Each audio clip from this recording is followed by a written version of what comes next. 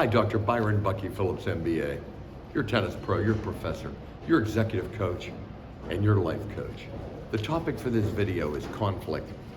Is conflict a thing to be ignored or embraced?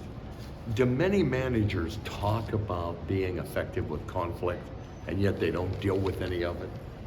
Does your organization understand how valuable conflict can be for team building and for strategic planning and for effective resource allocation?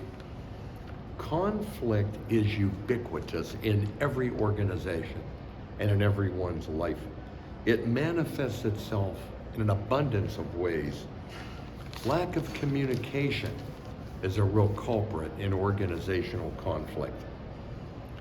90% of employees feel that managers don't share enough conflict with them, where they could be very beneficial in helping resolve it. Yet the managers feel that they are doing a good job of conflict.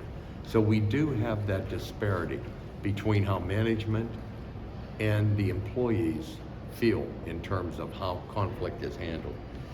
Personality and ethics clashes are abundant in organizations. Resources are sometimes too scarce, and this causes inherent conflict. Roles are not defined enough and clarified. Diane Day, in her excellent book, The Good Fight, using productive conflict to get your team moving forward, described how every leader and manager should apply certain principles, and yet there aren't very many courses where we deal with how to handle conflict effectively, all the way up to the MBA in business and the doctorate in business. Dewey taught us these trade secrets. Know that conflict is necessary.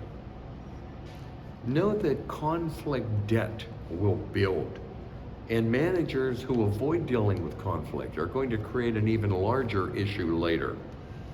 Conflict debt is costly in terms of every aspect of the bottom and top line. Avoidance of conflict will destroy effective teamwork. Conflict debt is mandatory. We must confront it and deal with it and live the words of Winston Churchill. Embrace debt and learn.